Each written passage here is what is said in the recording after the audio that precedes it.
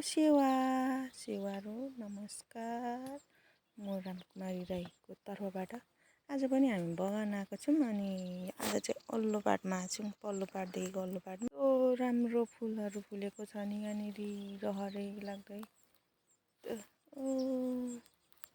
अरू बेला मैले काम गर्ने ठाउँ चाहिँ पारिपट्टि अनि घर पनि देखिरहेको छ। पर so nice. Look, this. Yeah, so nice. This is flower. First time for them. Don't first time. This. Yes, no. This color. This is purple. Yeah, but so nice. Very nice. Yeah. कति राम्रो राम्रो फुलहरू फुलेको छ यहाँनिर यस्तो राम्रो. This is yellow. This is which? This is white. No, this is white. No, this is purple.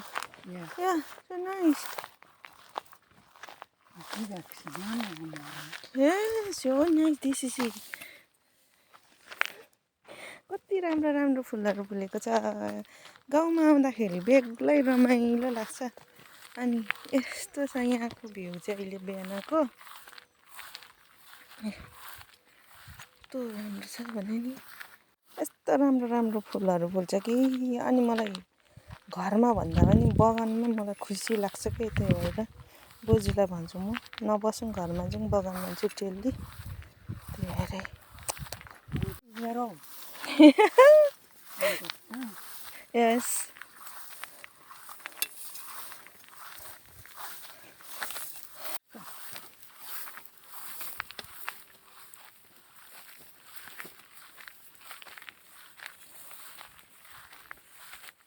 ओलिभ्स फुल्न थाल्यो.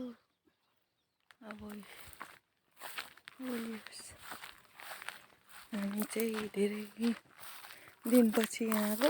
आमामामामा झार त झार झार झार कहिले यो राम राम राम. साईपुरुषको भ्यू बिहानको 8 बजीको भ्यू है यो चाहिँ. बगान आएको कारणले यस्तैमा रमाउनु मन लाग्छ कि त्यही भएर मलाई यस्तो राम्रो छ नि त. Very nice. कलर कलरको फुलहरू देख्न पाइन्छ यहाँ आएपछि. अनि यस्तो छ. म यता छु. बिहान काम चाहिँ पर नै गर्ने हो. पल्लो पाटा नै गर्ने है. यो वल्लो पाटा चाहिँ हामी हेर्नु आएको कस्तो के छ भनेर. ओलिभहरू पनि पुरा फुलिसकेको रहेछ. पर मेरो बोजू के गर्दैछ बिचरा खस्र्याङ हिँड्दैछ बिचरा. ओलिभ पनि यस्तरी फुले चाहिँ होइन. कस्तो पहिले सुरुमा आउँदा त म यहाँ बसेर रोएको याद छ कि म 2 वर्ष अगाडि म आएको 2 वर्ष भयो. 2 वर्ष अगाडि म यही ठाउँमा आएर बसेर रोएको घरको याद आएर है बच्चाको याद. अनि कस्तो राम्रो त्यहाँ माथि हेर्नु नि आकाशमा सेतो खै के हो त्यस्तो. यस्तै छ है परदेशी जिन्दगी. यस्तै बगानतिर यस्तैतिर आउनु पाइन्छ र मात्रै म पढेको होला है. घरमा बस्यो भने त मलाई त सास थुने जस्तो लाग्छ. बगान आयो भने यति राम्रो राम्रो भ्यूहरू देख्न पाउँछ कि मन नै फुरुङ हुन्छ भनेको. मुला जङ्गली मुलाको बिउहरू रहेछ. जङ्गली मुलाको बिउहरू है यो चाहिँ. यहाँनिर तोरी फुलिरहेको छ. यस्तो हुन्छ यहाँ त जङ्गलमा मुला र तोरीको बिउ हुन्छ तर मिठो नहुने रहेछ. सुरुमा आउँदाखेरि मैले त साग खानु मन लागेर है कोही पनि नचिनेको अनि यस्तोहरू लगेर पकाएर खान्थेँ. एकचोटि त पेट दुखेको गुटुटुटुटुटुटु गरेर. अहिले चाहिँ खाइनँ यो साल चाहिँ किनभने मैले आफै नै रायो साग टन्नै लगाएको छु. अनि गुन्द्रुक पनि लगाएको छु हिजो. यो चाहिँ के हो हेर्नु कति राम्रो भनेको छ मेरो बोजू के रहेछ बिचरा उपर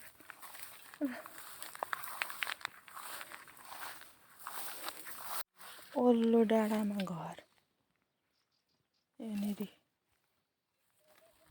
दामी कस्तो रहेछ हङकङको धन पनि नै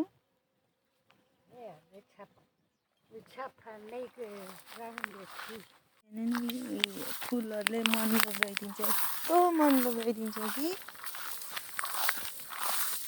यस्तो राम्रो राम्रो फुलेको देखेर हेर